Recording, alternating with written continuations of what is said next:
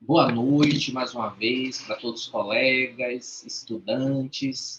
É com muita alegria que nós estamos na terceiro encontro nosso do GPAC e do GPTEC, nesse ciclo de palestras, mobilizado pelos nossos estudantes, trazendo palestrantes, muitos deles também apresentando alguns trabalhos, algumas pesquisas que são de nosso interesse.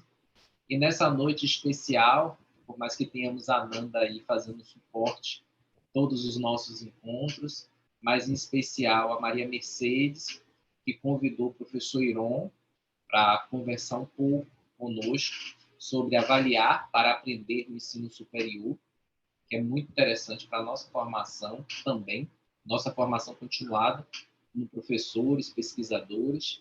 Então, é com muita alegria que recebemos o senhor, professor Iron, mas eu gostaria de passar para Maria Mercedes fazer as devidas apresentações e iniciar a palestra. Uma boa noite e bons trabalhos.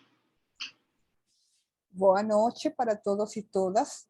Hoje temos o prazer de ter o professor Iron Pedreira Alves. O professor Iron, ele é graduado em Psicologia pela Universidade Federal da Bahia, mestre em Educação pela Universidade Estadual de Campinas e doutor em Psicologia pela Universidade Autônoma de Madrid, na Espanha. O professor Iron é professor da Universidade Estadual de Feira de Santana, na área de Psicologia da Educação, desde 1999. Além disso, o professor Iron tem vários artigos e capítulos de livros com ênfase na área da psicologia educacional, formação docente e docência universitária. Então, depois desse brevíssimo resumo da trajetória do professor Iron, vamos a passar a palavra para ele. Seja bem-vindo, professor. A palavra é sua. Muito boa noite. Obrigado. Não é brevíssima, não, Maria. É só isso mesmo. Não tem mais muito. Mas agradecer a você e a todos da equipe do IFBA pelo convite, pela confiança. Falar de um tema que eu gosto bastante, que eu tenho, inclusive, trabalhado bastante nos últimos anos, principalmente em relação à docência universitária, que é a avaliação da aprendizagem. Então, preparei aí uma fala como foi combinado de em torno de 50 minutos, mas, enfim, para não ser uma coisa assim tão formal, tão unilateral, a qualquer momento, se vocês quiserem, podem interromper e perguntar, eu acho que consigo ajustar a fala dessa maneira. Eu pretendo falar um pouco, alguns elementos, eu não sei da audiência, quem já leu algo sobre avaliação, quem já domina, tal, então eu preferi fazer uma parte introdutória, que é a parte mais, digamos assim, mais de fundamento mesmo sobre a avaliação e depois entrar em alguns aspectos que eu considero importantes e para o tempo que a gente tem é o que eu acho que pode colaborar bastante e pode gerar um debate ao final da minha exposição. Então, eu vou aqui compartilhar a minha tela e vocês, por favor, me sinalizam aí se... Está ótimo. Está ótimo? Ok. Está ótimo, Maria. Muito obrigado. Então, vamos lá. Só para dar uma olhadinha aqui na hora. Tá. Então, algumas definições. Gente, aqui na minha tela tem um cabeçalho, assim, uma barra de ferramenta em cima, mas está aparecendo para vocês? Não, né? Ananda? Só aparece para você, professor. Ótimo, ótimo. Então, é isso. Então, vamos partir, né, começando do começo, digamos assim. Então, o que é avaliação? Né? O que é realmente a avaliação da aprendizagem? Então, há um autor que é uma referência nessa área aqui no Brasil, que é o professor Cipriano Lucchesi, que ele diz o seguinte: a avaliação é um juízo de qualidade sobre dados relevantes para uma tomada de decisão. Então, a gente tem 3 elementos aí, 3 aspectos que são fundamentais no processo de avaliação, tá? Juízo de qualidade sobre dados relevantes para uma tomada de decisão. Tá? Então, a avaliação é basicamente isso. A avaliação é uma coisa simples, as pessoas aqui complicam, tá? Mas, bom, para que a gente complique um pouquinho mais, a gente tem aí a avaliação formativa, que agora eu preciso mudar isso aqui de lugar, senão não vai deixar eu aqui, pronto. Então, por avaliação formativa, entendemos todo o processo de avaliação, cuja finalidade principal é a melhoria dos processos de aprendizagem do aluno, o aperfeiçoamento docente e os processos de ensino e aprendizagem que tem lugar em um contexto educativo. Então, veja, qual é a função da avaliação formativa? Né? Melhorar o processo de aprendizagem dos alunos, a prática docente, né? E o processo de ensino e aprendizagem. Então, a avaliação não serve só para o aluno. Esse é um elemento importante. Ela não serve só para o aluno, ela serve também para melhorar as práticas pedagógicas, e eu acrescentaria aí para melhorar o currículo. Né? Então, a avaliação ela tem essa finalidade de melhorar também o currículo. Uma vez que a gente, depois de algum tempo de avaliação, a gente tem dados suficientes para ver que existe uma estrutura curricular que facilita ou dificulta o processo de aprendizagem, a gente precisa ou manter, no caso, se ela facilita, se ela melhora, se ela potencializa, ou mudar, no caso de ela estar se tornando um obstáculo à aprendizagem, tá bom? Então, em que consiste a avaliação? Ela consiste em recolher informação, vamos voltar lá à definição do Lucchesi, que ele fala sobre dados, né, relevantes. Então, a gente precisa recolher informação, a gente precisa analisar essa informação e emitir um juízo sobre ela, e precisamos tomar decisões de acordo com o juízo emitido. Então, basicamente, né, são essas 3 etapas da avaliação. Recolhemos informação, analisamos essa informação e emitimos juízo sobre ela. Até aqui, a avaliação coincide bastante com o processo de pesquisa, de investigação. Recolhemos informação e analisamos e emitimos um juízo quando a gente analisa os dados coletados, é isso que a gente faz. E para uma outra instância que pode tomar decisões de acordo com o juízo emitido.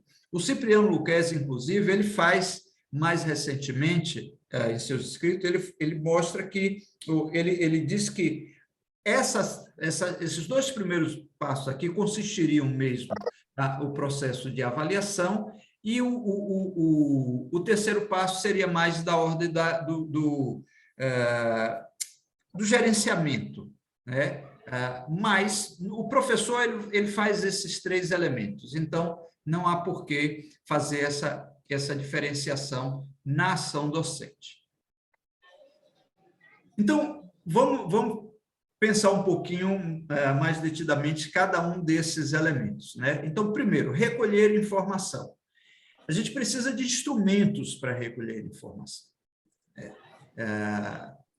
Eu imagino aqui que todo mundo já passou por alguma experiência de pesquisa e sabe, para que você possa coletar dados, recolher informação, produzir dados, como algumas pessoas gostam de dizer, é necessário, né, instrumentos apropriados para este fim.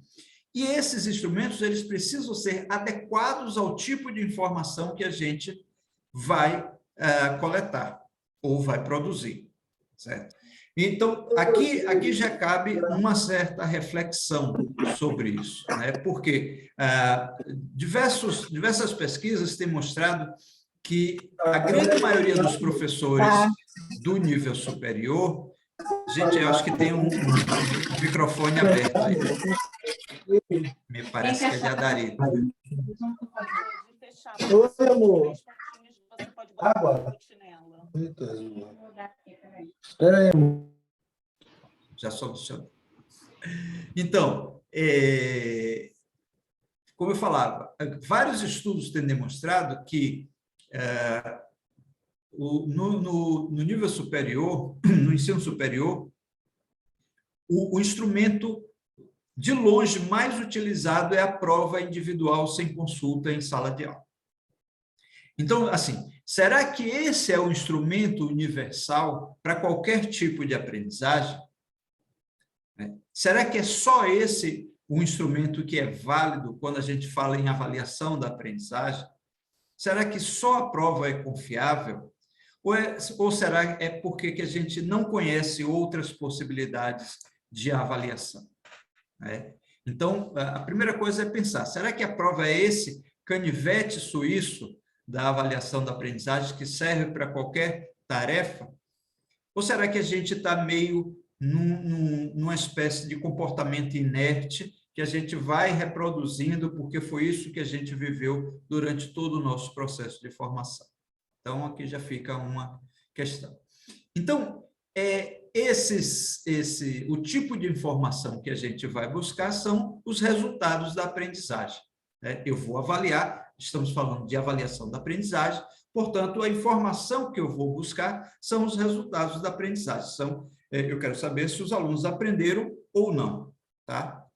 E esses resultados é o que a gente costuma chamar de conteúdos de aprendizagem, que são divididos, e há uma série de divisões, de nomenclaturas aí sobre os tipos de aprendizagem, mas é muito comum a gente usar essa classificação entre conceituais, procedimentais e atitudinais. Conceituais é isso que a gente trabalha, a teoria, os conceitos, os fatos. Procedimentais são as sequências de ações para atingir o fim, e atitudinais são tendências a se comportar de determinadas maneiras em determinadas situações. Tá? A segunda etapa lá do processo da avaliação é analisar a informação e emitir juízo sobre ela. Então, precisamos sistematizar as informações. Quem trabalha com pesquisa sabe que a gente não trabalha com informações isoladas.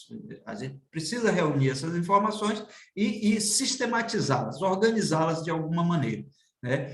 E aplicar padrões ou critérios de qualidade. Veja, aqui tem um outro elemento fundamental que a gente vai retornar a ele mais adiante. Nós precisamos, para emitir juízos de valor, a gente precisa aplicar padrões ou critérios de qualidade. Tá? E esses padrões, eles precisam ficar explícitos tanto para os professores quanto para os alunos.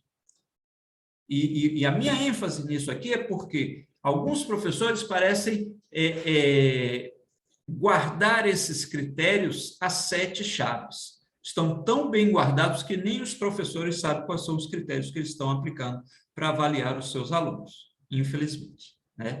Então, esses padrões ou critérios de qualidade podem ser qualitativos e quantitativos. Então, veja de novo a similaridade com a pesquisa. Podemos fazer pesquisa quantitativa, qualitativa ou quali-quant. Tá? Então, os quantitativos, a gente pode falar em número de acertos e erros, tal, mas os qualitativos nos ajudam a formular os critérios e os padrões de qualidade. E, por último, nessa trilogia aí da avaliação, tomar decisões de acordo com o juízo emitido. Então, fomos lá, recolhemos informações, aplicamos critérios a análise dessas informações, submetemos ela aos padrões de qualidade que a gente esperava e que foi compartilhado também com os alunos, e agora a gente precisa fazer alguma coisa diante de tudo isso, diante do significado que a gente deu a essas informações. Então, isso vai variar, essas decisões vão variar de acordo com o momento e a função da avaliação. Então, a gente também tem aqui 3 momentos e funções da avaliação. Um momento é antes de começar o processo de aprendizagem, que a gente tem uma função diagnóstica da avaliação. Veja, para a grande maioria das atividades é assim, antes de você começar a realizar aquela atividade, você precisa fazer uma avaliação, não digo nem da área de saúde, porque isso é óbvio, né? Um médico, ele precisa fazer uma anamnese antes de prescrever qualquer tratamento. Mas na área da engenharia, você precisa fazer um levantamento, sei lá, do solo para construir uma edificação. Ou você precisa fazer um levantamento dos materiais que você tem à disposição. Você vai trabalhar com processos químicos, você precisa fazer um levantamento dos materiais que você tem, fazer uma análise da água, dos produtos, da matéria-prima, etc, etc. Na área aí da geologia, você precisa fazer uma análise. Então, assim, antes da gente agir propriamente dito, precisamos fazer uma análise do que nós temos para trabalhar. E, infelizmente, nem todos os professores fazem isso na educação, né? O professor ele chega e não sabe, não faz uma análise do que os seus alunos sabem, ele parte do suposto assim, se ele está no 3º semestre, no 5º semestre, no 7º semestre, ele já deve saber isso. Mas a gente sabe que as coisas não funcionam assim, né? Então, é preciso fazer um levantamento. Quais conceitos esses alunos já dominam? Quais procedimentos eles já dominam? Na área do cálculo, quais são os procedimentos matemáticos que eles já dominam, né? Então, no laboratório é a mesma coisa, o que é que eles já conhecem? Nós precisamos partir do que o aluno já sabe para que a gente possa construir aí em bases sólidas o novo conhecimento, porque senão esse conhecimento tende a ruir se o aluno não tem a base para sustentar ele, né? Durante a avaliação tem a função reguladora, tem a função de ajustar o processo, mostrar ao aluno quão próximo ou distante ele está dos objetivos de aprendizagem. E, ao final, né, do processo de aprendizagem, ela tem a função qualificadora, que é quando a gente aprova, reprova, quando a gente coloca a nota, e quando a gente, na educação formal, a gente precisa certificar esse aluno, dizer para a sociedade, olha, esse sujeito está apto, né, a avançar no curso, a receber um diploma, tal, a gente tem uma função qualificadora da avaliação. Então, as funções aqui, né, diagnóstica, formativa, que é onde a gente vai se concentrar aqui na noite de hoje, e somativa, que é essa, né, sancionadora. Então, aqui entra a primeira parte, aqui finalizo a primeira parte da exposição com esses elementos mais básicos, né, da ideia de avaliar.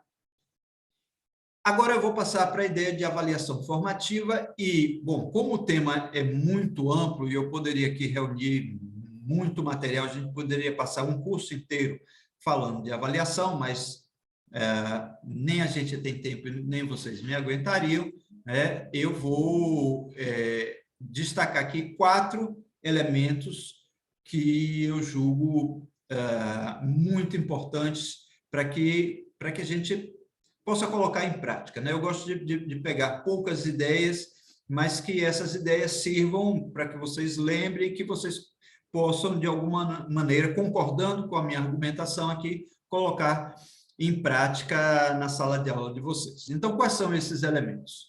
São objetivos, critérios, feedback e participação. Tá? Então, vamos a isso. A primeira o primeiro elemento do processo de avaliação é ter claro os objetivos. Os professores precisam ter muito claros para eles quais são os objetivos de aprendizagem que eles querem que os seus alunos alcancem, e esses objetivos precisam ser compartilhados com os seus alunos. Então, Os objetivos devem ser, portanto, explícitos, tá? Isso significa que eles devem ser compartilhados por escritos, discutidos com alunos e retomados. Deixa eu tirar isso aqui, gente. Frequentemente, tá? Então, veja, o que é que eu espero que meus alunos aprendam?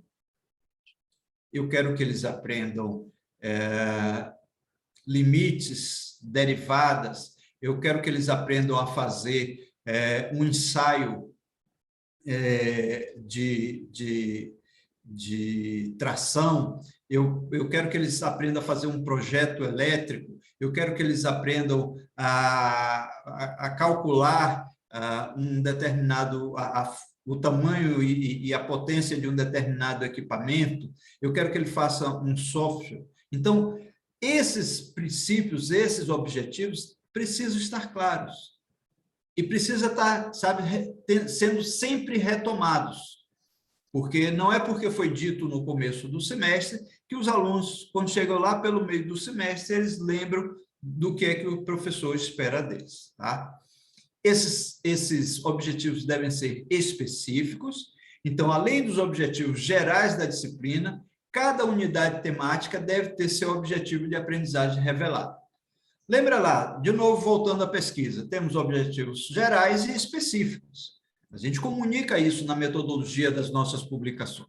Então, na aprendizagem é a mesma coisa. A gente tem objetivos gerais, aqueles objetivos da disciplina, mas para cada unidade temática da disciplina, ou para cada módulo, quem divide dessa maneira, você precisa dizer, olha, nessa etapa, nessas semanas que seguem, ou nessa aula, enfim, não precisa ser por aula também, mas nesse módulo, né, nessa unidade temática, eu espero que vocês aprendam isso. Então, isso precisa... E isso deve ser avaliável, obviamente, né? Então, a finalidade da avaliação é mostrar a professores e estudantes o quão perto ou distante esses últimos estão dos objetivos de aprendizagem. Então, essa é a função, uma das funções da avaliação, né? Olha, estabelecemos o objetivo tal, mas você, neste momento, está aqui. Ou, neste momento, você está aqui, ou, neste momento, você está aqui. Então, serve para que o aluno e o professor também, eles possam ter claro isso, né? Qual é a lacuna que existe entre o que o aluno fez e o que era pretendido. A gente vai retomar isso daqui a pouco, tá bom? Então, um exemplo de objetivo, isso se consegue fácil, tem algumas coisas sobre esse acrônimo SMART na internet. Então, redija o objetivo de uma unidade temática. Lembre-se de descrevê-lo a partir da perspectiva do aluno, ou seja, daquilo que ele deverá ter aprendido ao final do processo. Para facilitar a tarefa, você poderá usar os princípios do acrônimo. Então, veja, o objetivo ele é redigido a partir do que o aluno deve aprender. Então, assim, qual é o objetivo de aprendizagem dessa unidade? Calcular o máximo e mínimo de uma área tal. Pronto, esse é o meu objetivo. O aluno deve sair sabendo isso, né? Ler e interpretar um mapa. Esse é o meu objetivo de aprendizagem, tá? Então, ele precisa ser específico, né? Bem definido, ele precisa ser mensurável, eu preciso transformar isso em algo que eu possa realmente avaliar, ele precisa ser alcançável, então a gente não vai colocar aqueles objetivos lá na estratosfera para o aluno atingir, porque a gente precisa saber qual é a realidade, precisa ser, né, realista, portanto, né, e oportuno. A gente tem que dar o prazo correto para que os alunos atinjam esse objetivo. Bom, o segundo elemento,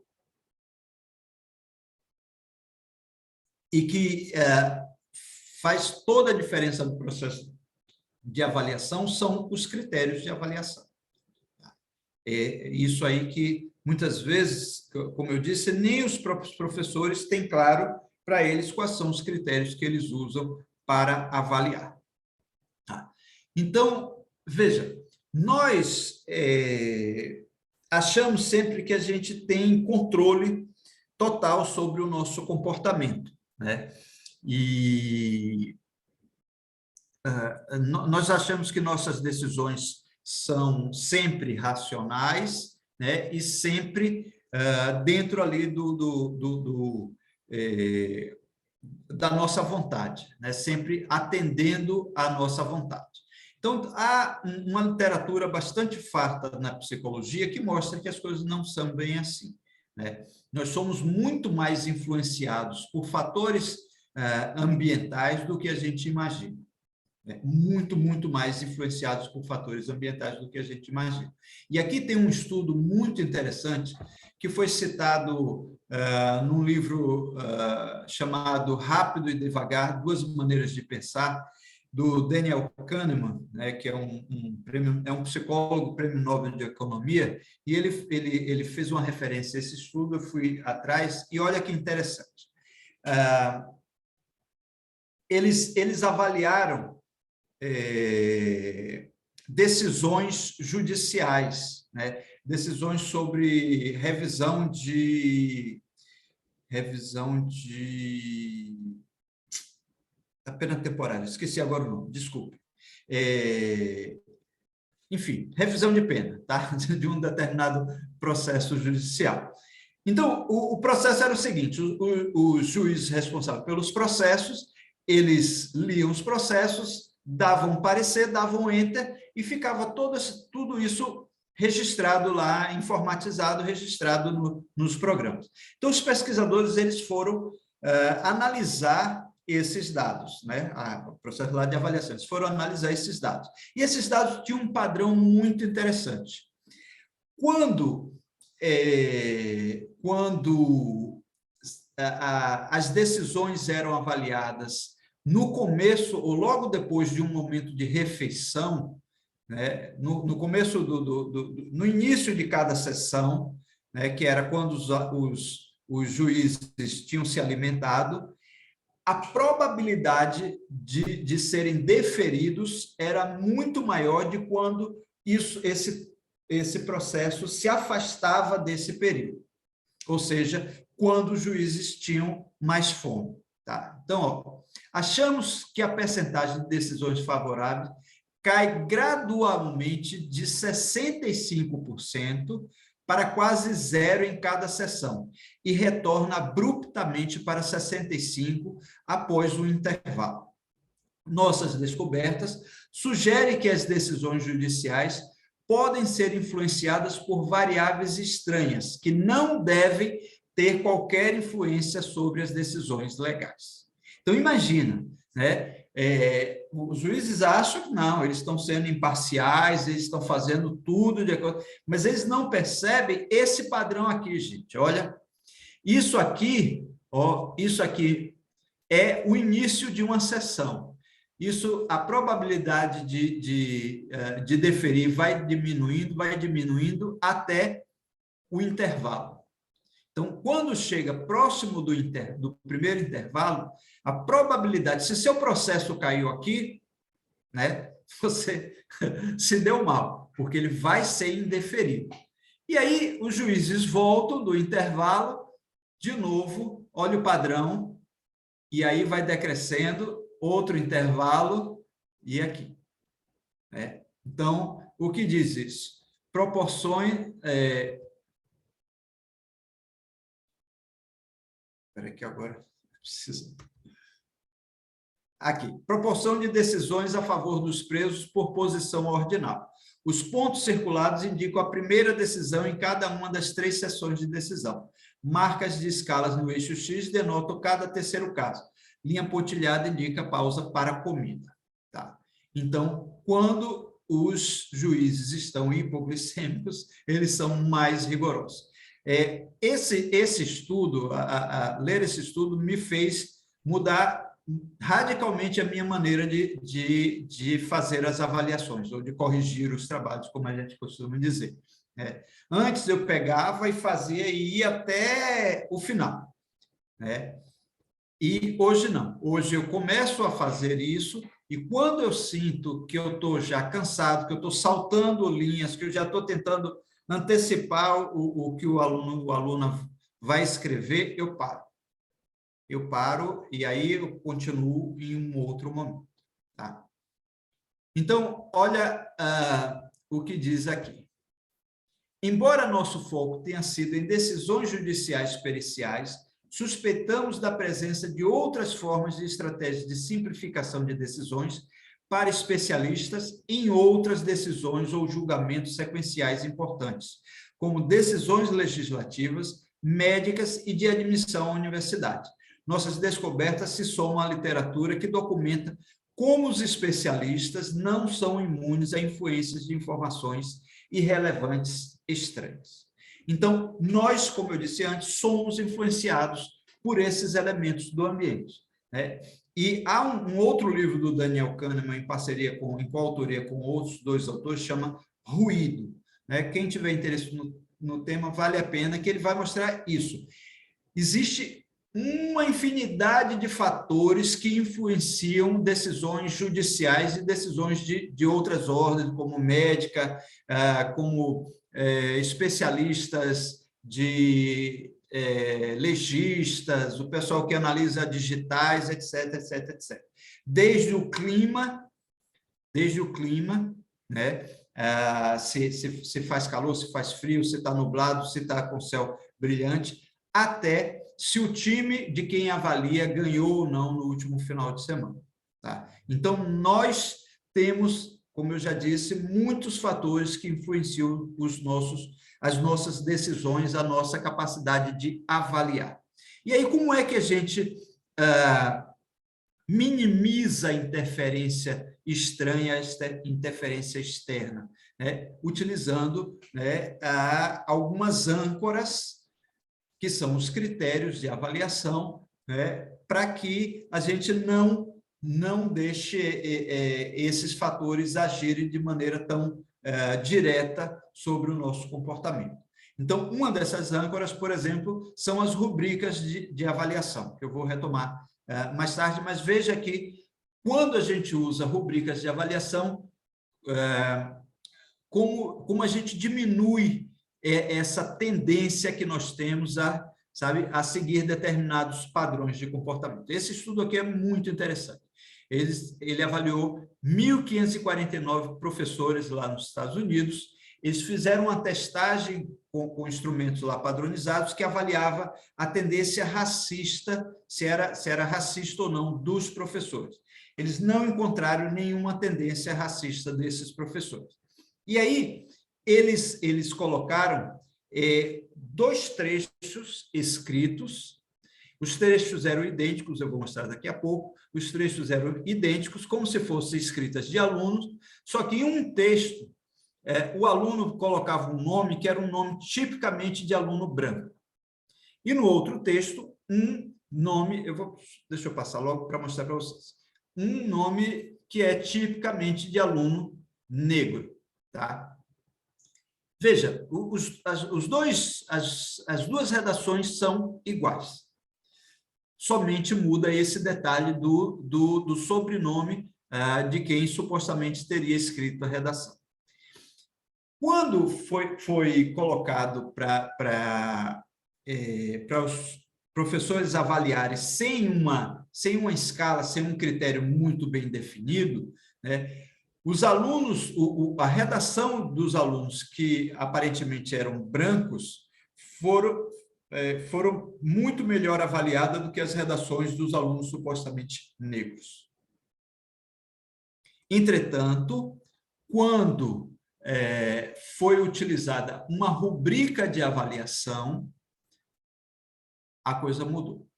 Então, veja. Esse estudo oferece evidências relevantes por meio de um experimento com 1.549 professores. Em uma vaga escala de avaliação por série, os professores classificaram uma amostra de redação de um aluno mais baixa quando foi aleatoriamente sinalizado ter sido escrita por um autor negro, em comparação com um autor branco. No entanto, não houve evidência de preconceito racial quando os professores usaram uma rubrica com critérios de avaliação mais claramente definidos. ao contrário do que era esperado, não encontrei nenhuma evidência de que a magnitude do viés de classificação dependa das atitudes raciais implícitas ou explícitas dos professores. Ou seja, o que diminuiu a interferência do viés racial foi você ter um mecanismo que dizia claramente quais eram os seus critérios de aprendizagem e padrões de desempenho. Então, veja a importância disso para o nosso processo. E aí entra justamente as características dos critérios de avaliação. Eles devem ser qualitativos, né, de preferência. Então, devem descrever de maneira mais objetiva possível os parâmetros a partir dos quais a aprendizagem será avaliada. Então, deve ser bem descritivo. Explícitos, devem ser compartilhados por escrito, discutidos e preferencialmente negociados com os alunos, né? E avaliáveis. Ao final de uma avaliação formal, recomenda-se discutir a pertinência dos critérios com o aluno. Ou seja, vamos retomar. Será que isso aqui foi claro? Será que atendeu às nossas expectativas? Né? Será que foi justo? Então, retomar. Então, as rubricas ou matrizes de avaliação são instrumentos que contribuem para a realização de tarefas ou atividades, pois permitem especificar com antecedência os aspectos ou dimensões que compõem uma atividade ou produto, bem como os níveis de desempenho a serem alcançados. Tá? Então, vocês veem que as rubricas podem ser uma ferramenta muito útil, tanto para professor quanto para alunos, no processo de avaliação. Então, as rubricas, elas apresentam, né, critérios a partir dos quais os estudantes tomam conhecimento de como serão avaliados e podem avaliar a qualidade do próprio trabalho. Então, a partir dos critérios, os estudantes podem se regular e dizer, poxa, meu trabalho ainda não está, né, atendendo ao que o professor ou a professora espera de mim. Feedback, que é um outro elemento, né, que a gente vai tocar mais adiante. Então, os níveis de qualidade servem como parâmetros para avaliação da tarefa, enquanto ela ainda está sendo executada. Então, você não precisa esperar o professor devolver a avaliação para você ter uma ideia de se seu trabalho, se o que você está fazendo está adequado ou não. E a participação. As rubricas permitem autoavaliações e avaliação por pares mais objetivas e ajudam a desenvolver a autorregulação da aprendizagem, que finalmente é o que todo professor, principalmente o ensino superior, quer, que são alunos autônomos, alunos que consigam gerenciar o próprio processo de aprendizagem. Então, aqui está um modelo básico de rubrica, né? Um esquema, uma estrutura. A gente tem aqui os critérios, geralmente eu gosto de colocar do lado esquerdo, né? Então, os critérios de avaliação e os níveis de desempenho, né? Aqui você, do pior para o melhor, do melhor para o pior, aí a ordem é uma decisão de cada um, mas a gente tem isso. Então, exemplos aqui de rubrica. Rubrica para avaliar a participação em fóruns, aqui para quem ainda trabalha com a parte da educação à distância. Esse é o tipo de rubrica que a gente chama holística. Tem apenas os critérios, mas não tem os padrões de desempenho, tá vendo? Eles não são descritos. A gente tem muito bom, regular e deficiente, mas os comportamentos que se encaixam nessas categorias não estão descritos. É diferente, por exemplo, desta, né? Também uma rubrica para avaliar a participação em fóruns, mas diferente da outra, diferente da outra, a gente tem aqui os critérios, mas tem os padrões de desempenho. Então, aqui eu tenho uma descrição do pior, tipo originalidade da participação. Então, não enriqueceu sua participação com leituras e outros materiais de apoio para embasamento. Para o melhor, enriqueceu sua participação com várias leituras e outros materiais de apoio como embasamento. E aqui há comportamentos intermediários. Então, com isso aqui, veja, a ideia do feedback, né? O aluno está fazendo o seu trabalho, ele olha para aqui e diz, onde é que eu me encaixo aqui? Então, ele já tem uma avaliação prévia enquanto está fazendo. E para o professor também facilita, porque ele olha para a rubrica, né? E ele vai saber exatamente onde é que o aluno está nessa posição. Eu tenho trabalhado muito com colegas professores do ensino superior, e uma das coisas que aflige muito o professor é a sensação de não estar sendo justo, né? Ele não sabe se, quando ele dá nota, ele está sendo justo. E esse instrumento aqui, essa ferramenta, ele ajuda nesse aspecto, né, da justiça, porque isso aqui é compartilhado, né? Isso aqui o aluno sabe, você sabe, e você localiza aqui facilmente onde está a produção do aluno. Então, aqui uma rubrica para avaliar rubricas, por exemplo. Tá? Então, um terceiro elemento é o feedback, né? O feedback, há uma literatura recente vastíssima sobre feedback, e tem sido considerado, né, um dos elementos centrais no processo avaliativo. Então, esse neurocientista francês tem um trabalho bem interessante. Ele vai dizer o seguinte: para a teoria do aprendizado, uma nota é somente um sinal de prêmio ou punição. Todavia, uma de suas fraquezas óbvias é que ela carece completamente de precisão. A nota de um exame costuma ser apenas uma soma simples e, como tal, junta diferentes formas de erro sem distinguir entre eles. É, portanto, insuficientemente informativa. Em si mesma, não diz nada sobre a razão por que cometemos o erro ou sobre como poderíamos nos corrigir. Então, essa informação que a gente precisa também dar para o aluno. Não é só dizer, você errou, você cometeu tantos erros, ou então você tirou 5, você tirou 4. O que significa um 3,75, gente? Quem consegue diferenciar um aluno de 3,75 de um aluno de 7? Então, a gente precisa informar o aluno sobre o que ele fez.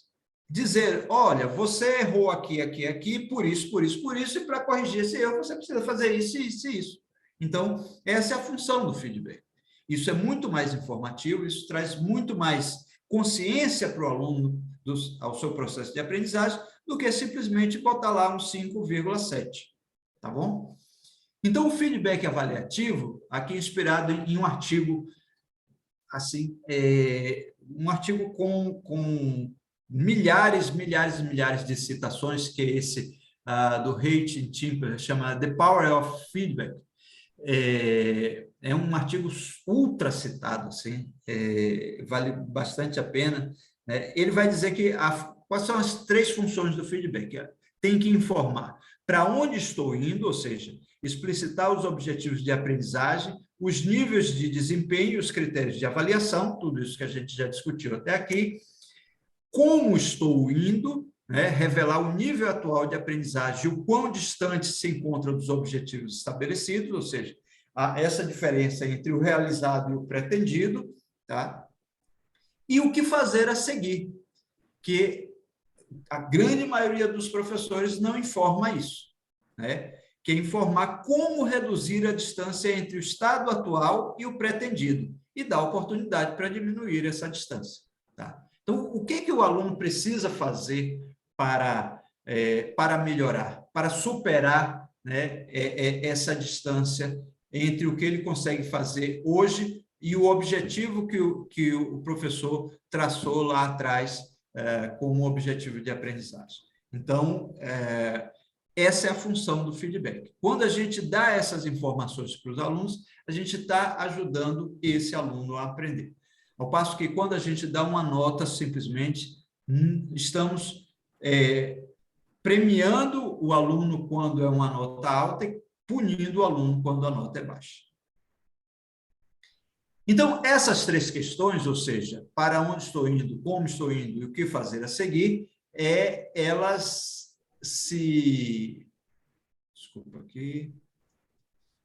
operam em 4 níveis, tá?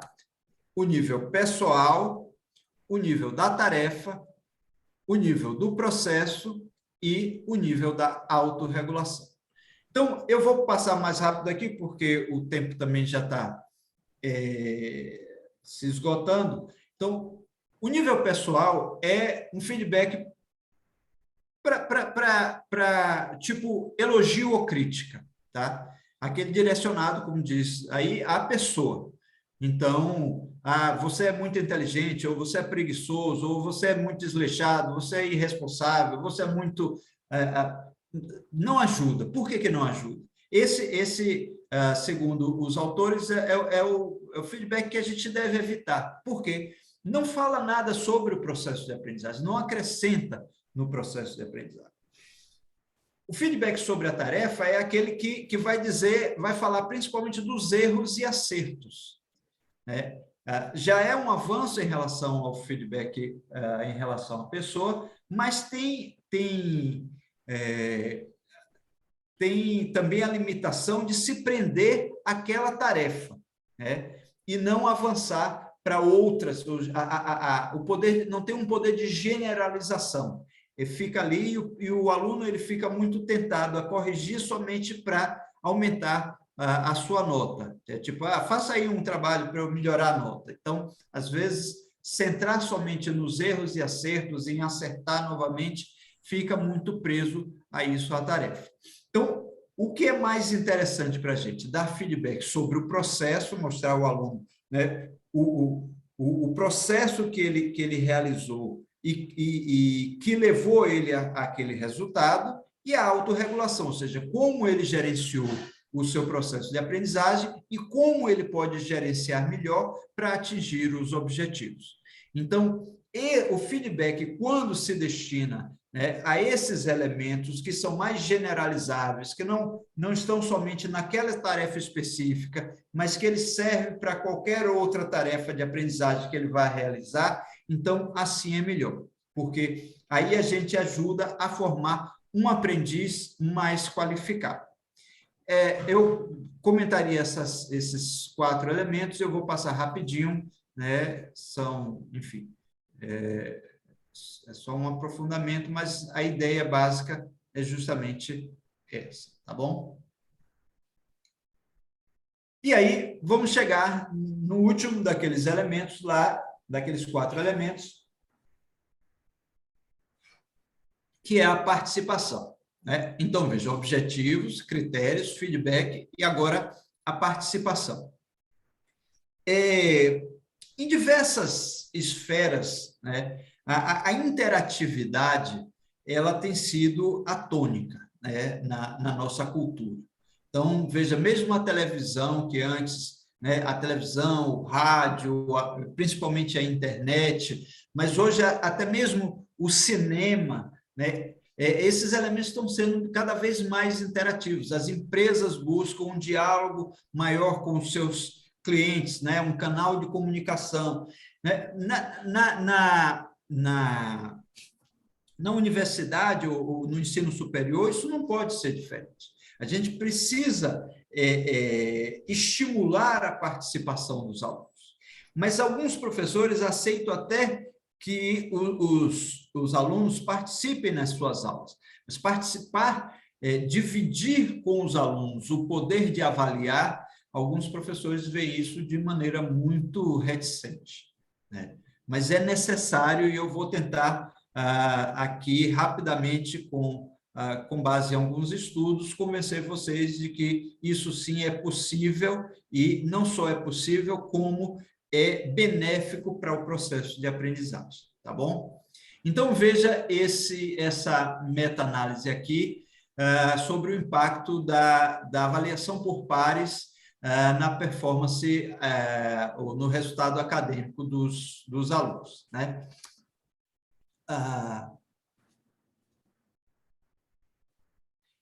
No geral, nossas descobertas fornecem suporte para o uso da avaliação por pares como uma prática formativa para melhorar o desempenho acadêmico.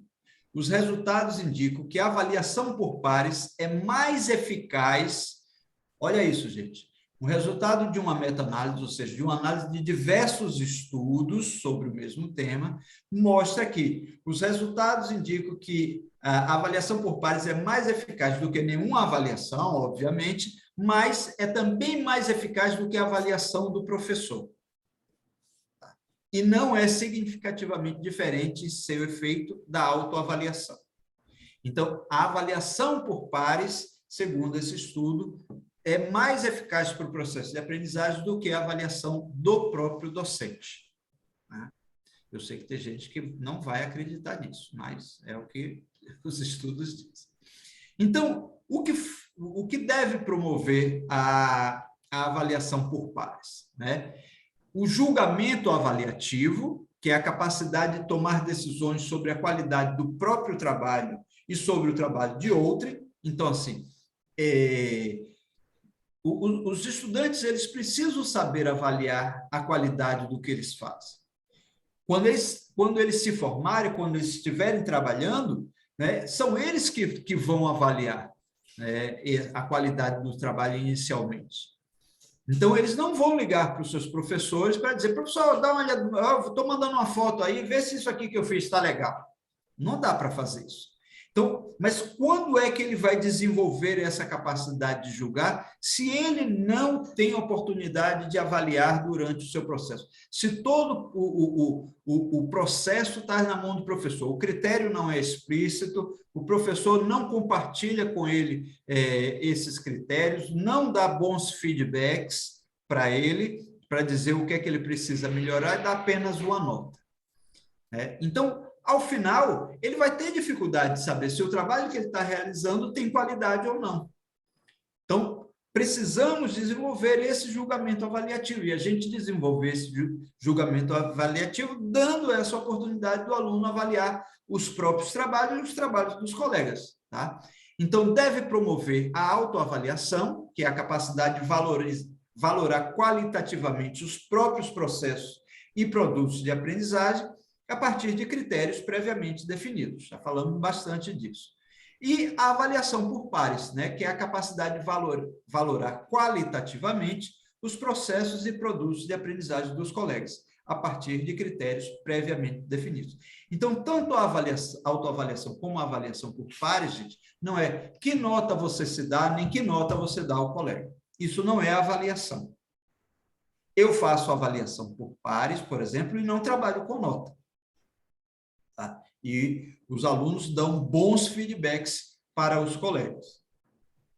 Então, não é essa história que alguns professores acham que estão fazendo autoavaliação quando chega ao final de um ciclo, ao final de um semestre, de um ano letivo, ou de uma unidade, e diz, tá, que nota você se dá? Isso está longe, longe, longe de ser autoavaliação, tá bom? Então, qual é o papel do professor na promoção da autoavaliação? E aqui entram algumas dicas para isso. Primeiro, definir os critérios. Né? Já falamos sobre isso. Ensine os alunos a aplicar os critérios. Os alunos precisam aprender isso. Eles não é com base nos critérios que eles já vão sair fazendo isso bem.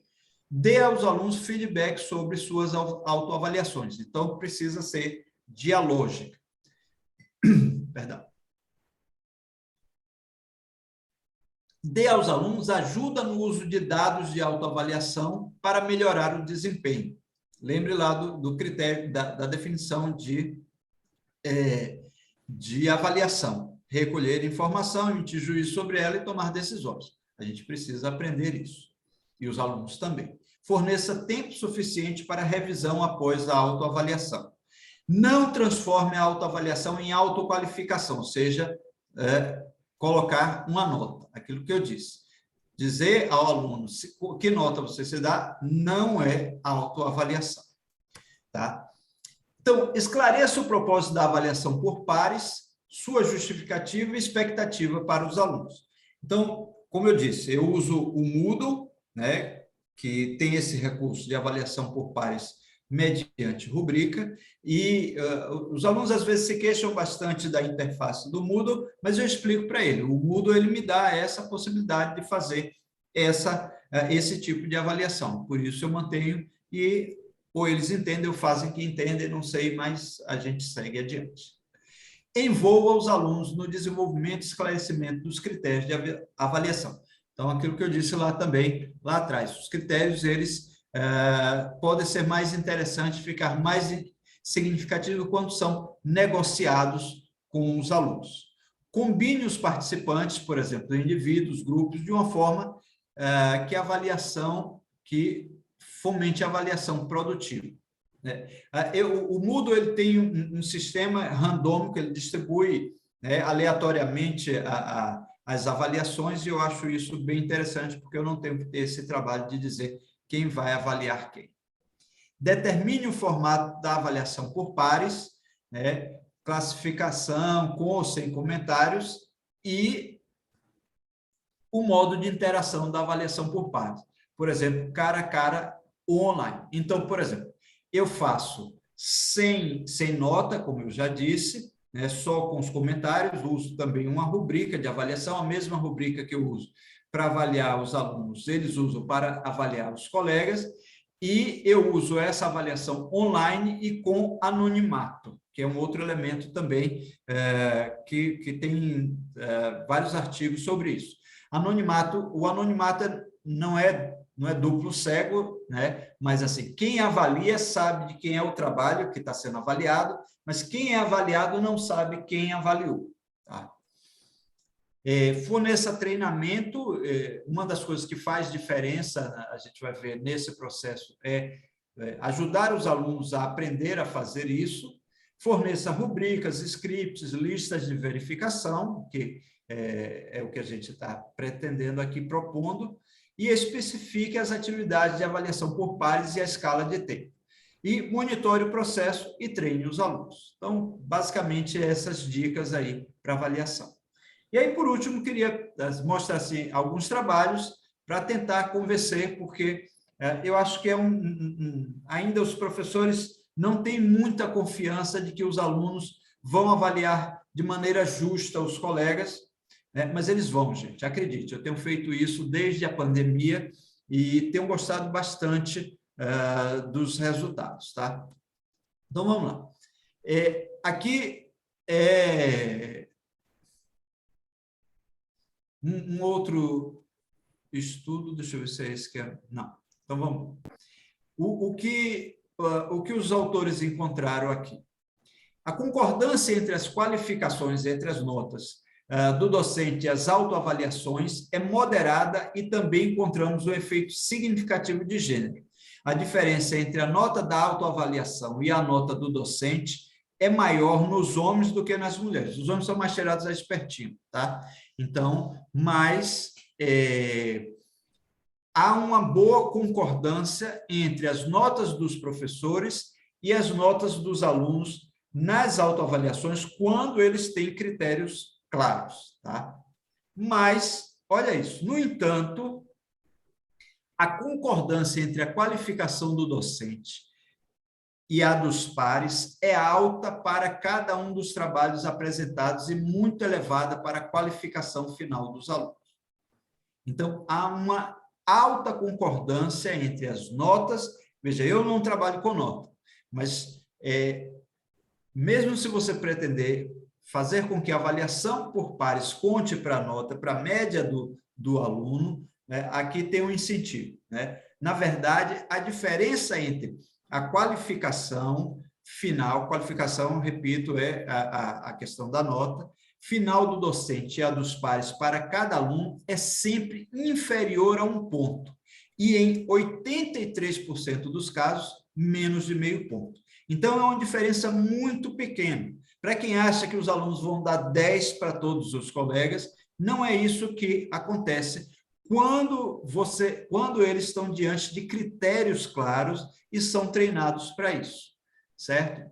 Então, os resultados dessa pesquisa sobre coavaliação, usando uma plataforma de aprendizagem baseada na web, que é o laboratório de avaliação do Moodle, ou Moodle Workshop, que é o que eu uso, com avaliação por rubricas, podem encorajar professores universitários a integrar a avaliação por pares em suas atividades formativas e avaliações somativas, que aqui envolve nota, de uma forma mais eficaz.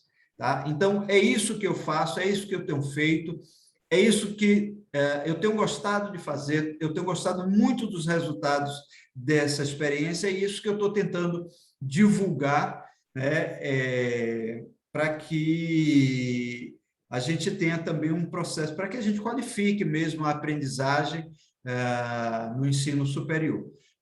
Eu compartilhei com Ana e Maria um artigo que eu publiquei, escrevi com os colegas lá da UFES, foi publicado ano passado, e que envolve alguns desses temas aí. O artigo chama Avaliação Formativa e Autorregulação da Aprendizagem no Ensino Superior. Eu acho que vale a pena dar uma olhada, porque nós fizemos uma boa revisão bibliográfica, é um artigo de revisão e um apanhado bastante significativo do que está sendo feito e pensado nessa área, e envolve essas coisas da avaliação por pares, do feedback, da autorregulação, enfim, vale a pena dar uma olhada. Então, era isso, gente. Passei um pouquinho, mas estou aqui à disposição para dúvidas, questões.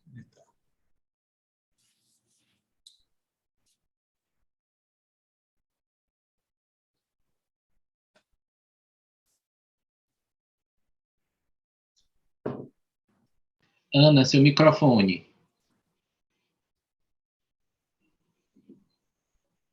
Boa noite a todos, todas. Obrigado por ter vindo escutar, por essa escuta maravilhosa e tratar de um assunto que é a avaliação tão delicado, né?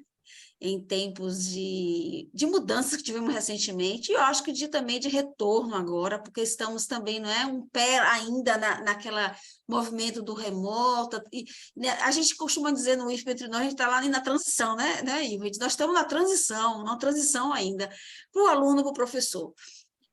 Avaliação é um tema que me interessa muito, não é? E a gente conversando, eu sou da psicologia da educação também, então a gente trata desse assunto, não é? É um tema muito debatido na nossa área, né?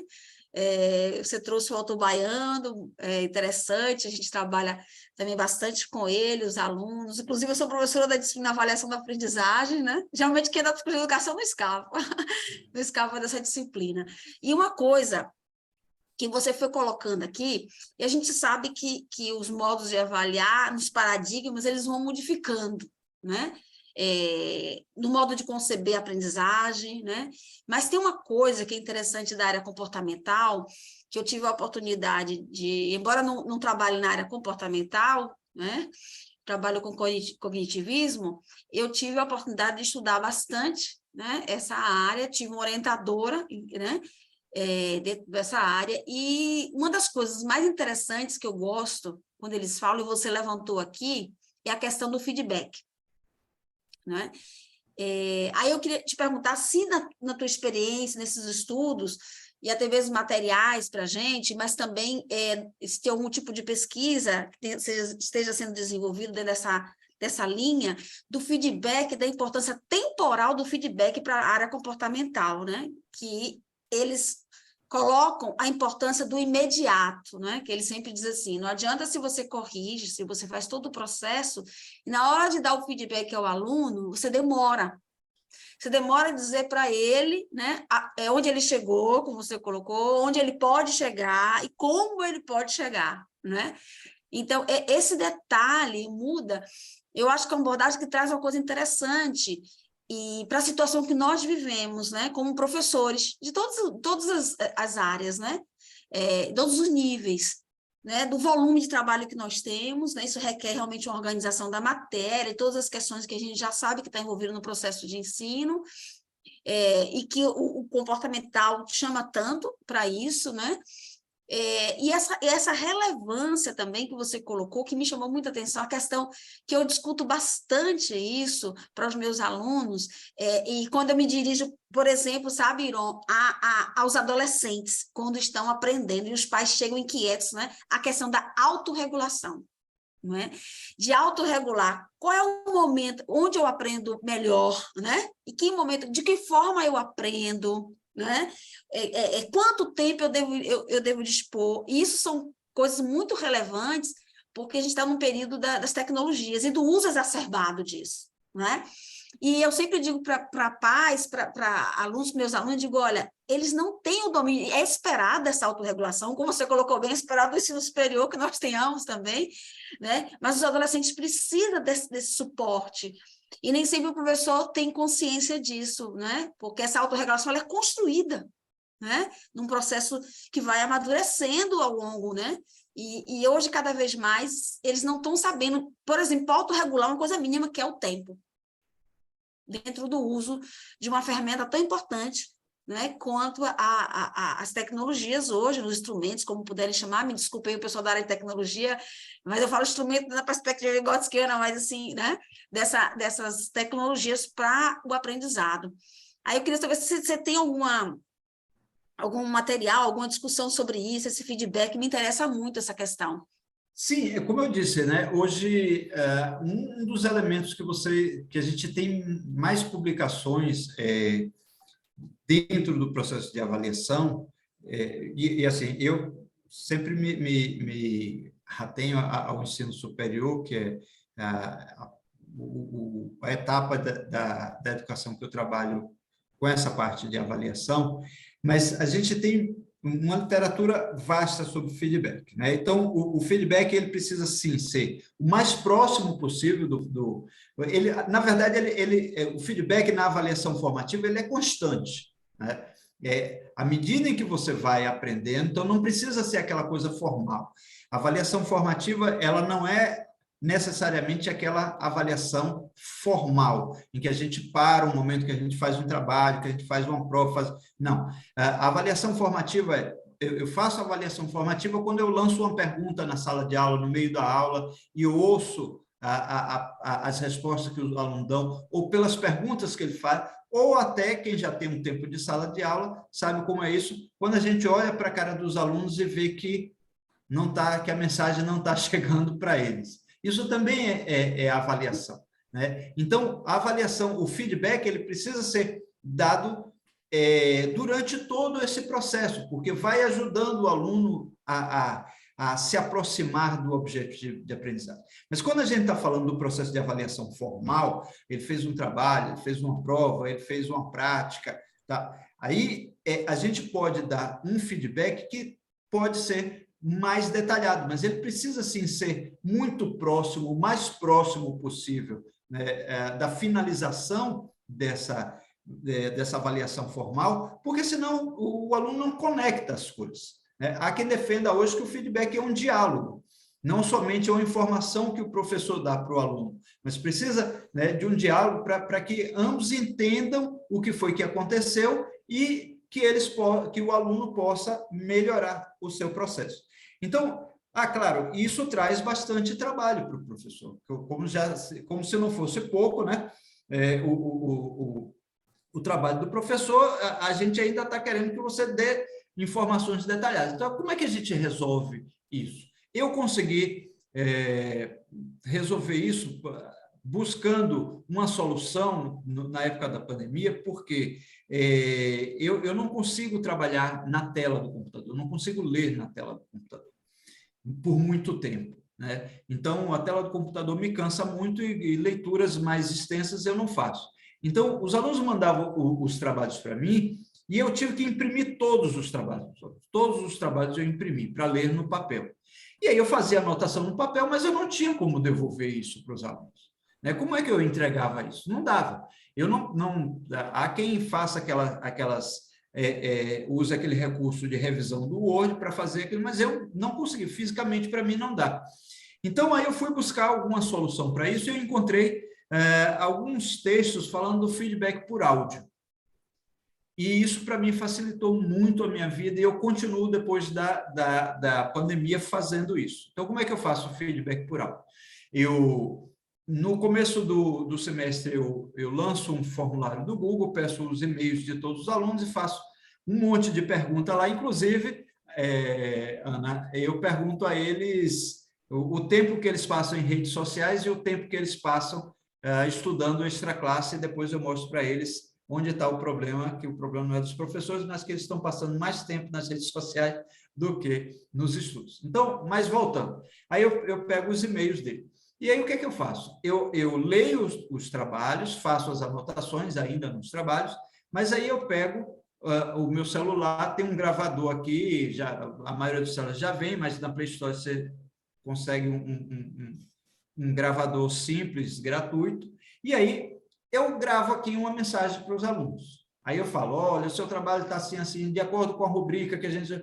Você tem isso, isso e isso, o seu trabalho está bom nisso, mas precisa melhorar naquilo outro, eu acho que vocês podem fazer assim, assim, assado, pronto. Aí vou, gravo todos, né, faço a avaliação de todos os trabalhos, gravo todos os feedbacks, aí sim eu envio depois por e-mail, não por WhatsApp, tá? Eu envio por e-mail. Há uma resposta muito boa dos alunos em relação a isso. Os alunos gostam de ouvir os feedbacks, eles relatavam, que foi uma coisa que me surpreendeu, eles relatam que ficam mais tranquilos ouvindo o tom de voz, né? Porque lendo o feedback, eles acham, não sabem se o professor está irritado, se está alegre, se está triste, tal, mas ouvindo, os alunos relatam que ficam mais tranquilos em relação a essa devolutiva. Então, há um aspecto também afetivo aí, né, que faz a diferença no feedback por áudio. E uma outra coisa, a quantidade de informação que você consegue veicular num feedback por áudio é muito maior do que num feedback escrito. Se a gente, eu pedi já que transcrevesse, porque eu submeti um trabalho num congresso de avaliação que vai ter no meio do ano, ainda não tenho a resposta, por isso eu não mostro aqui o trabalho, mas eu transcrevi vários feedbacks meus e alguns dão mais de uma lauda. Então, seria, sabe, se a gente fosse escrever, isso sobrecarregaria muito, isso daria muito trabalho. Mas por áudio, falando, é fácil. Então, e eu nem tento, assim, formalizar, botar minha... Não, eu falo como estou aqui, com a fala cortada, vou e volto, tal, repito, tal, e aí mando o áudio para eles. Tá? Então, essa maneira eu acho que é muito interessante, porque, repito, dá muito mais informação para o aluno, inclusive essa informação mais de caráter afetivo, e poupa o trabalho, diminui o trabalho do professor. Então, a gente consegue um resultado melhor com menos trabalho. A Bíblia parece que quer falar aí, e parece que tem algumas questões aqui. Vou tentar resolver. Abílio, faça a pergunta fácil, tá? É bem fácil. Botar você aí no sinuca. É interessante a ideia do áudio, como ela é importante, inclusive na questão afetiva, né, que você mencionou aí. Às vezes, isso acontece muito em conversas aí, em WhatsApp, né, que a gente manda escrito no sentido da pessoa de lá entende completamente diferente. Bacana, professor. Mas, assim, eu sou professor da educação básica, né? E aí a gente tem um desafio muito grande, né? No que diz respeito à elaboração dos instrumentos, né? É difícil. Na primeira escola que eu trabalhei, a gente quando nós fazíamos as questões, fazíamos uma validação por pares, ou seja, a gente mandava os outros professores do mesmo componente responder as questões, né? E aí, juntos, nós elaborávamos uma chave de correção também, né? Você chamou, aí apresentou com muita propriedade rúbrica, né? A questão da rúbrica, né? Mas a gente ainda... Isso aí foi numa única escola que eu trabalhei, mais nada, tá certo? E aí, enquanto professor da educação básica, eu vejo uma dificuldade muito grande na elaboração desses instrumentos capazes de avaliar mais adequadamente os nossos estudantes. Feedback, nem pensar, muito difícil ter essa postura. E o pior é que quando a gente vai caminhando, aí vem uma mudança, o novo ensino médio, tá certo? E eu acho que nenhum professor, não estou falando agora que estão em licenciatura, saindo da universidade, mas quem já está nas redes públicas e até nas redes particulares não tem ideia de como vai ser esse processo de avaliação com o novo ensino médio. Eu queria que você falasse um pouquinho se a universidade está tendo essa preocupação e se você também trabalha com professores das licenciaturas e como tem sido esse seu diálogo com os professores os futuros professores, né? Eu tenho me concentrado já alguns semestres. Eu trabalho, às vezes, como professor de outras licenciaturas, mas eu tenho me concentrado muito no curso de pedagogia. Eu sou professor a maior parte do tempo para o curso de pedagogia. Uma vez ou outra eu dou aula, já dei aula para todos os outros cursos de licenciatura lá da UFES, exceto os mais recentes, como música, filosofia e tal. Mas uma coisa que me chama a atenção, por exemplo, é quando a gente... Há diversos vídeos que a gente pode recuperar aí no YouTube de casos cada vez mais frequentes de violência de alunos para professores, né? E quando você vai observar de maneira mais atenta, você vai ver que muitos desses conflitos se dão por conta das avaliações, da insatisfação que os alunos têm em relação às notas que recebem. Tá? Então, veja, eu acho que a utilização de critérios claros, compartilhados, trabalhados entre professores e alunos, poderia não só melhorar a aprendizagem, como diminuir esses conflitos. Não vai resolver, obviamente, mas eu acho que pode minimizar bastante. Porque quando o aluno está ciente de por que ele teve aquela nota, né, ele tende, né, a ficar menos revoltado do que... Ele não sabe qual é o critério de avaliação. Ele acha que é pessoal. Ele toma como pessoal. O professor me deu essa nota. Então, assim, é como se o professor desse a nota que ele quisesse, né?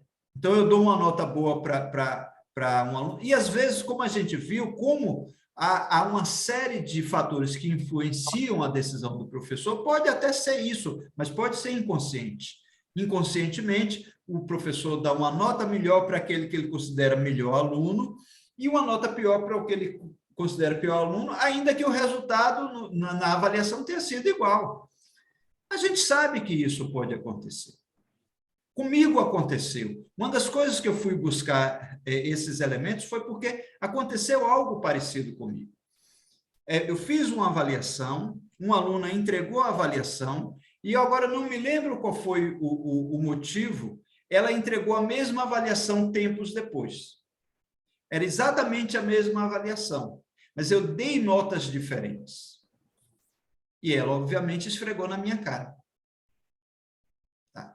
Então, veja, eu tento fazer as coisas corretamente, eu não tinha nenhuma intenção, mas eu cometi esse erro.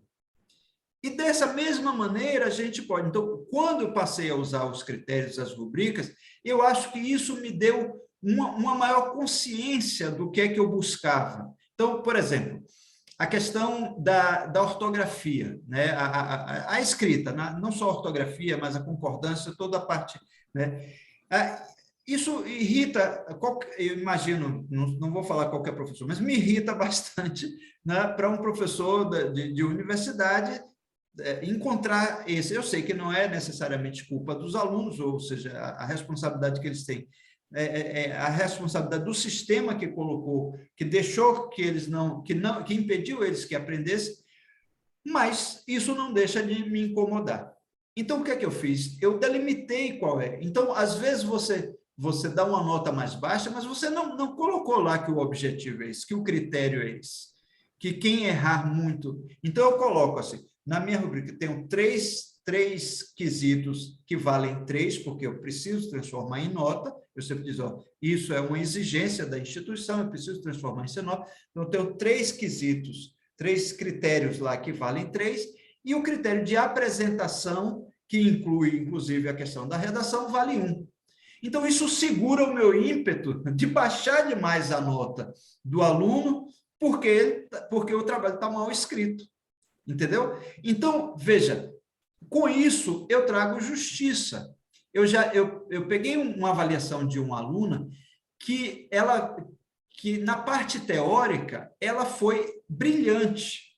Então, em outro momento eu teria até dado 10 a ela, mas tinha lá 2 critérios, uma era a parte teórica e a outra era uma parte de analisar o caso. Ela esqueceu de analisar o caso. Eu trabalho muito com estudo de caso.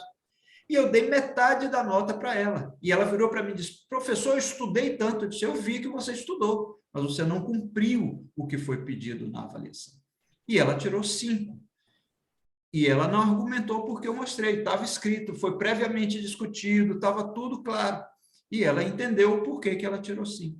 Então, eu acho que estabelecer os critérios, deixar os critérios claros para os alunos, né, é um primeiro passo para eles entenderem o que é que eles estão sendo avaliados. Eu sempre falo para os meus alunos, sabe aquela avaliação que você sai da avaliação, você não sabe se tirou 10 ou tirou 2?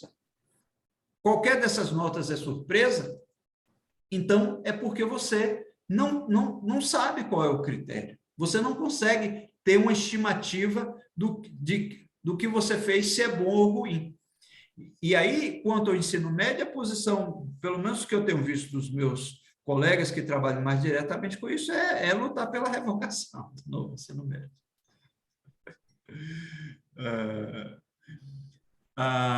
Deixa eu ver aqui. Professor, como lidar no caso das insatisfações, conflitos que surgem, se surge, como, por exemplo, a insatisfação com a avaliação dos colegas? É isso, de novo, é ter critérios claros, né, apresentar os critérios, discutir os critérios, né, discutir os padrões de desempenho e treinar os alunos. Então, o que é que eu faço?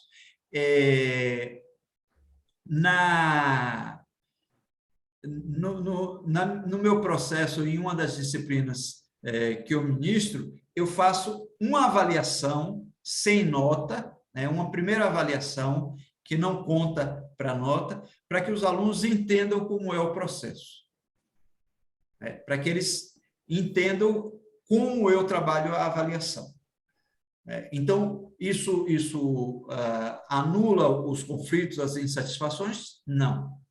Mas diminui isso. Então, quando eu faço isso, aí eu vou discutir os feedbacks, como foi, o que foi feito, olha, não foi isso que eu pedi, eu dou sempre instruções para avaliação por escrito. Então, tudo isso registrado, né, você diminui a margem para interpretação. Então, isso pode ajudar bastante. Claro que tem sempre insatisfação, claro que alguém que usa, de vez em quando, uma palavra mais dura, mas, em geral, e no trabalho que eu apresentei aí nesse congresso, o que eu demonstro é isso. As avaliações, os feedbacks que os colegas dão se parecem muito com os meus. Então, o que foi que eu fiz? Eu peguei o áudio, os meus áudios, transcrevi, depois peguei os feedbacks por escrito dos alunos que ficam registrados no Moodle e comparei. E se parecem muito, tá? Então, eu acho que é realmente uma prática que favorece a formação desses alunos.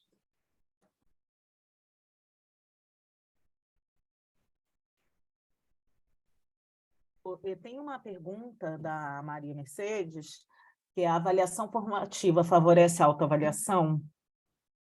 Esse é o argumento que eu defendo lá nesse artigo que eu compartilhei com vocês e que é como um artigo de revisão, né? É que a literatura, para onde a literatura sobre avaliação e autorregulação aponta. Há essa confluência, são dois campos de pesquisa, né, que recentemente eles estão, digamos assim, se unindo. Então, a autorregulação da aprendizagem, né, tem toda uma tradição de pesquisa sobre isso, avaliação formativa também, mas mais recentemente essa junção entre avaliação formativa e autorregulação da aprendizagem tem mostrado resultados bastante promissores, principalmente na educação superior. Então, sim, a avaliação formativa, com esses critérios, com os objetivos compartilhados, explícitos e compartilhados, com critérios e desempenho claros para os alunos, com bons feedbacks e com a participação dos alunos, tende a desenvolver nesses alunos a autorregulação para aprender. Então, sim, a resposta é sim, e nada mais do que sim.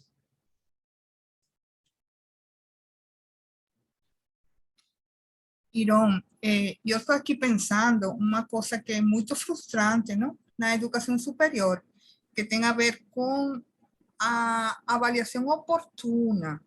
No momento que a gente tem uma atividade e essa atividade é avaliada, deveria ser também apresentada o resultado dessa avaliação, porque acontece muitas vezes no ensino superior que o resultado da avaliação é ao final do período, quando já o estudante não pode fazer nada.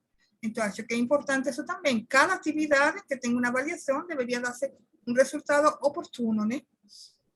Então, é isso, é aquilo que os autores falam dessa possibilidade de fechar a lacuna, né? Claro, isso é mais trabalho para o professor, mas assim, uma vez que você dá um resultado, entrega o resultado o mais rápido possível, né? E com esse feedback para os alunos, aqueles que não atingiram um objetivo mínimo de aprendizagem, um patamar mínimo de aprendizagem, né? Eles têm que ter a chance de refazer. Não é assim que a gente faz na pós-graduação, né? O nosso orientador ele vai lendo, vai devolvendo, a gente vai corrigindo até chegar na qualidade desejável. Então, no processo de avaliação, se a gente diz para o aluno onde foi que ele errou, como ele pode fazer para melhorar aquilo, fica incompleto se a gente não der essa oportunidade dele refazer, né? Então, esse sim também é um elemento importante. Eu sei, é mais trabalho sim para o professor, né? E aí cada um pode ver como ajusta melhor isso diante da sua rotina, mas o justo nesse processo, para ser coerente, a gente deveria fazer isso, né? Dar oportunidade. Veja, não é para melhorar a nota. E isso é uma coisa que precisa ficar claro, né? Não é fazer um trabalhinho para melhorar a nota, não. É ele usar aquilo para atingir o objetivo de aprendizagem, usar essa oportunidade para atingir, finalmente, né, fazer bem aquilo que foi proposto. Então, é isso que a gente precisa oportunizar.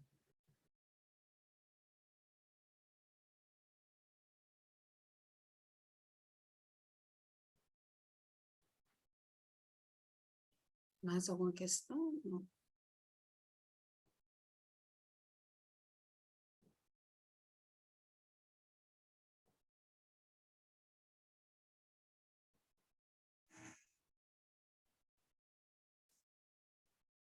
Ananda? Não, aqui no chat não tem mais nenhuma pergunta. Eu estava esperando para ver se alguém se manifestava para ter mais uma pergunta. Eu queria fazer uma pergunta, professor, porque você dá aula no curso de pedagogia, né? Sim, E aí eu acho que as experiências aqui surgiram muito a partir do ensino superior. E aí eu fico pensando, a partir das minhas experiências, porque eu sempre compartilhei com meus estudantes quando eu dava aula na educação básica, 4º, 5º ano, eu compartilhava com eles critérios de avaliação, botava para discussão antes da prova, enfim, fazia isso e dava muito certo, né? Eu tive uma turma e comecei a fazer isso a partir de questões, né? Que eu fui para uma turma, essa turma é muito problemática, nem o professor para. Então, eu comecei a compartilhar com eles no processo deles terem autonomia em todo o processo. Muito por isso, eu compartilhava não só meu planejamento com eles, mas também todos os critérios de avaliação, né? Todos os objetivos que eu queria atingir, e deu muito certo nesse processo deles tomarem consciência do processo de aprendizado todo, eles poderem opinar, poderem trazer para mim também o feedback, não só eu dar para ele, mas eles também me darem esse feedback, e deu certo. Eu não sei se você tem outras experiências, né? Ou tipo assim, ou se você tem feito alguma ação com suas alunas na pedagogia a partir desses anos iniciais aí da educação básica, pensando no 3º, 4º, 5º ano, que eu acho que dá para fazer esse trabalho de forma bem interessante. Não, na verdade, eu tenho trabalhado dessa maneira com o pessoal de pedagogia, na tentativa de convencê-los a adotar esse tipo de prática, né? Mas ainda não tenho nenhum retorno disso, ou seja, né, se alguém está efetivamente usando, fazendo esse tipo de avaliação em sala de aula e quais seriam os resultados disso. Tenho muita curiosidade, gostaria muito que o pessoal realmente mudasse, tivesse essa experiência que você teve, né, de fazer isso, porque, é claro, assim, o aluno ele fica meio que um cego sendo conduzido por alguém, sabe? Ele não é capaz de tomar decisões, né? Ele não sabe para onde está indo. Ele não sabe para onde está indo, não sabe para onde estão levando ele.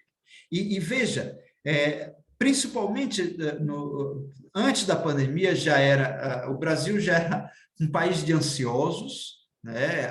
As estatísticas mostram que o Brasil se não o país com mais casos de ansiedade, é um dos maiores, né? E é um dos países com mais problemas de ansiedade, e essa situação, principalmente a situação de avaliação, é extremamente ansiogênica.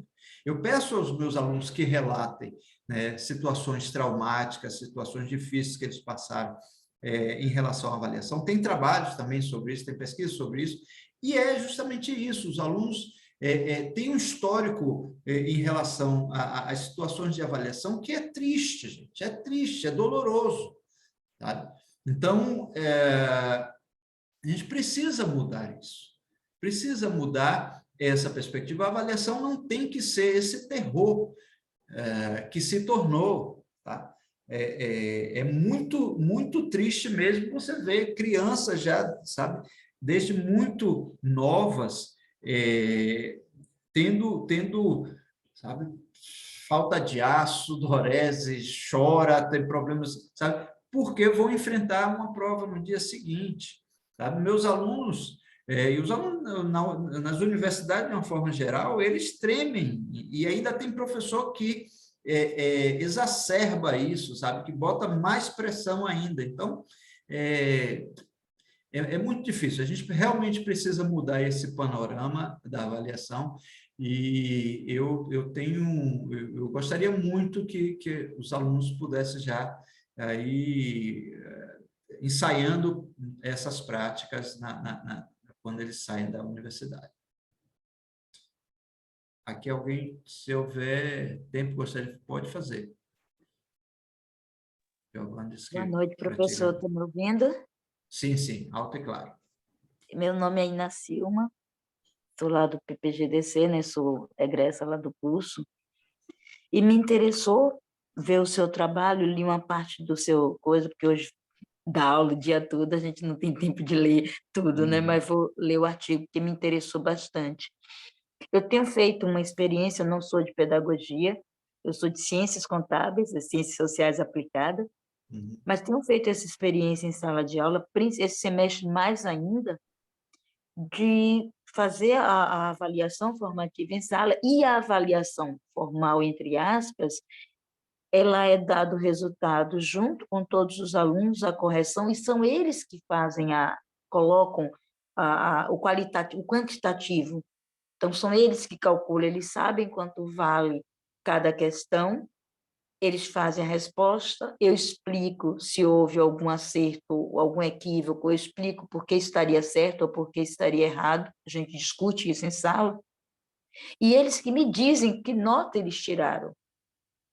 Então, eu pergunto, qual foi? Eu não corrijo mais nenhum tipo de avaliação, elas são corrigidas dentro de sala, e realmente, depois, desde o semestre passado que eu venho fazendo isso, não nego, muito melhor. O aprendizado tem sido muito melhor, o retorno que esses alunos têm dado, porque não tem mais aquela dor de cabeça de prova, que prova não prova nada, a bem da verdade. Eu queria saber do senhor, e essa é a minha questão, que outros instrumentos, que para a gente que não é da área de pedagogia, muita gente não acredita nesse tipo de avaliação. É muito difícil. Eu já escrevi alguma coisa sobre isso, até porque eu gosto de trabalhar com a teoria de desenvolvimento proximal de Levi-Vygotsky. Então, eu realmente gosto de fazer o papel de mediação na aula. existem alguns autores que possam dar um instrumento que eu possa ler sobre isso, que me ajude a disseminar esse tipo de avaliação no local onde eu estou, de ciências sociais aplicadas, em que o pessoal é muito apegado à tradição? Especificamente dessa área, eu não sei, eu já vi alguma coisa, alguns trabalhos sobre avaliação, mas, enfim, não foi nada que eu tenha aprofundado, não. Então, especificamente da área de ciências contábeis, eu não saberia te dizer, mas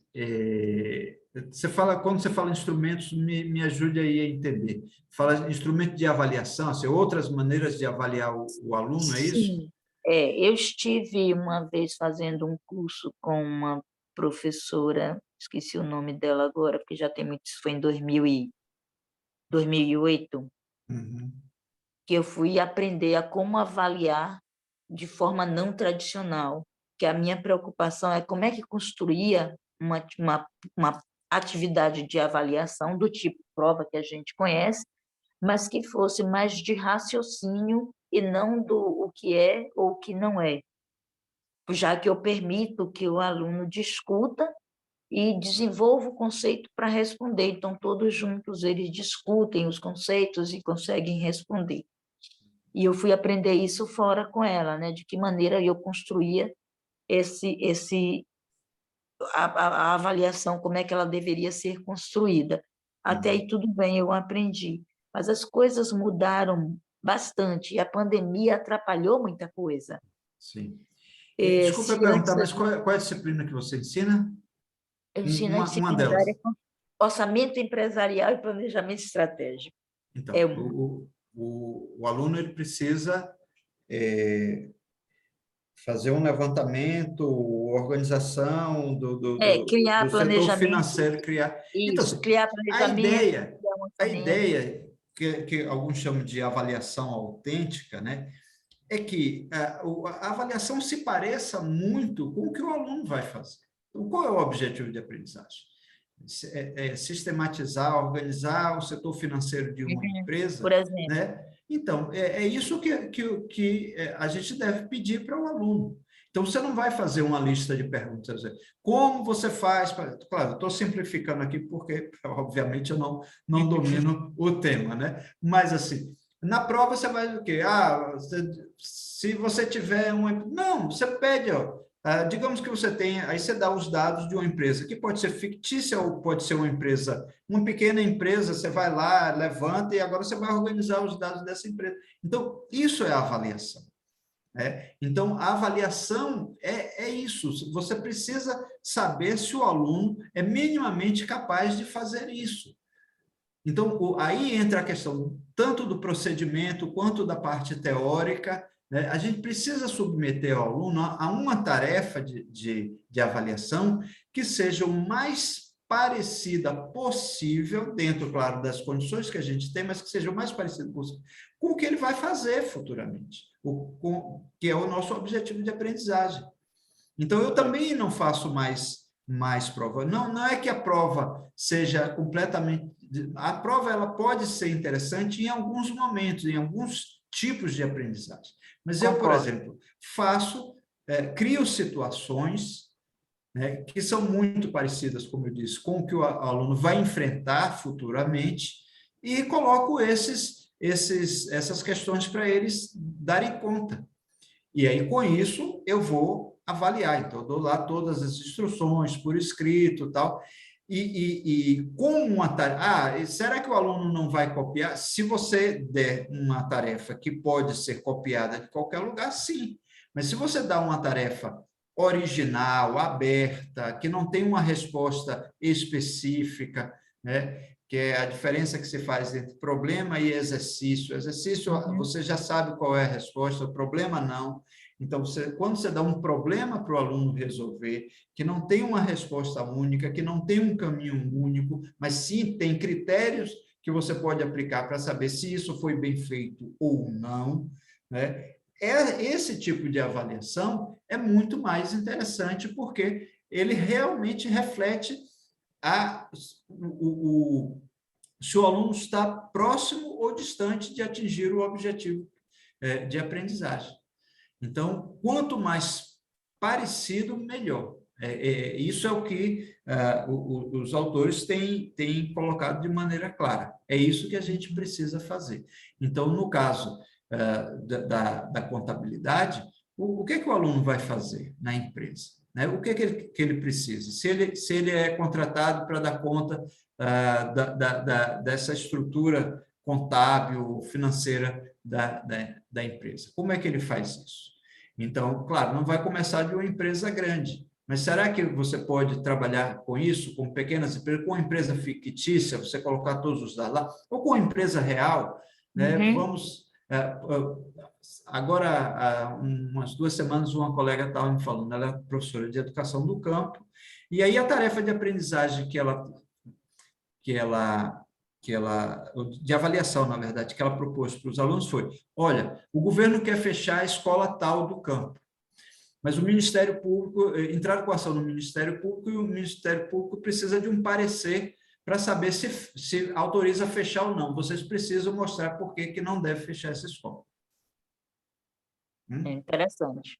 Então, é uma situação em que os alunos precisam, aí eles precisam entender de toda a teoria, eles precisam entender, ir lá, levantar, fazer entrevista com as pessoas, fazer entrevista com o pessoal da escola, com o pessoal da comunidade, né? E sustentar argumentos, não só argumentos com base, né, na realidade, mas também argumentos teóricos, para mostrar que não se deve fechar a escola, porque é isso que eles vão fazer.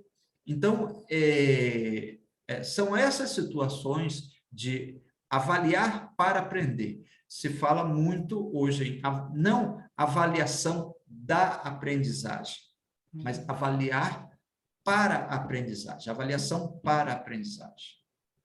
E isso é o que a gente precisa perseguir. Eu agradeço, professor, muito obrigada. E eu acredito que agradeço agora, a pergunta. curricularização de extensão, a gente vai estar bem nessa linha. Sim, bem com nessa certeza. linha. Muito obrigada.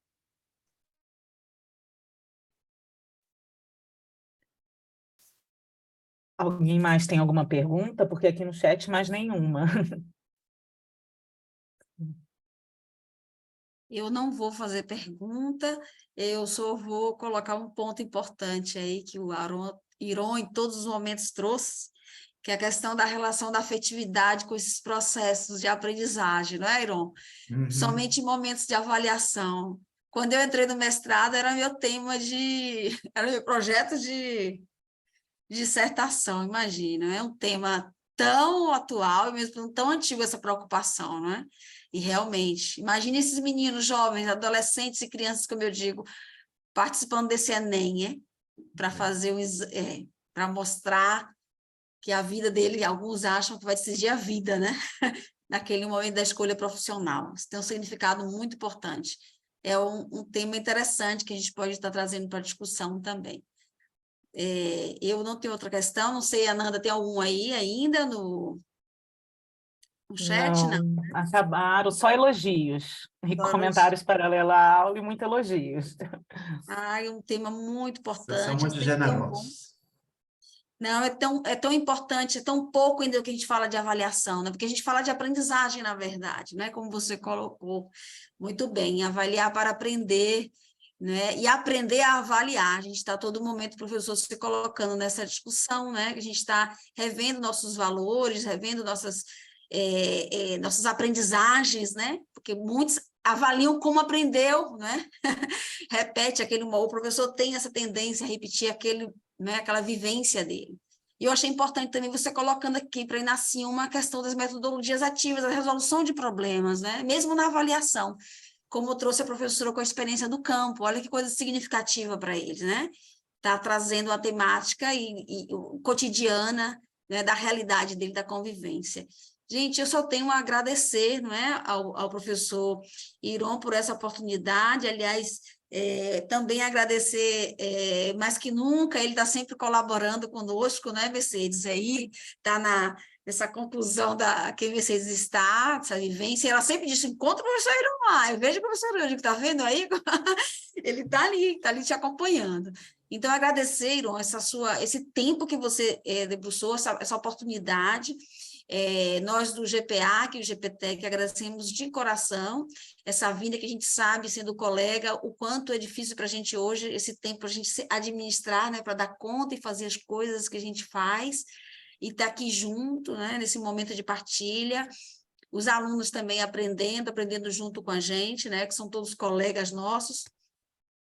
E agradecer também a participação, mais uma vez, a colaboração dessa vez da Mercedes, né, da Ananda, que está também à frente aí, ajudando o grupo de pesquisa, que são eles que estão aí à frente, a participação do professor Ivo, do professor Romilson aqui, né, de todos os nossos estudantes, aqueles que não puderam vir, que mandaram e-mail porque estão dando aula também, né, e avisando que gostariam de estar presentes, mas de qualquer modo é isso mesmo, a gente sabe da luta de todos e todas.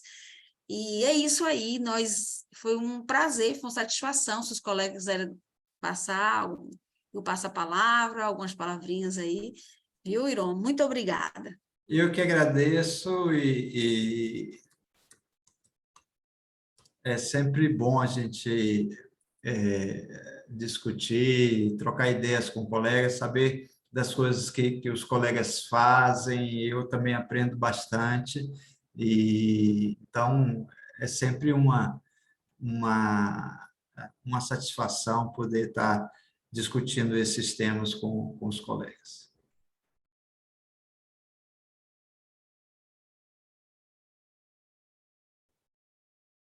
Ivo, a professora Ana aí já agradeceu. O agradecimento aí fica por conta aí, viu? Obrigado aí por sua participação. Eu que agradeço.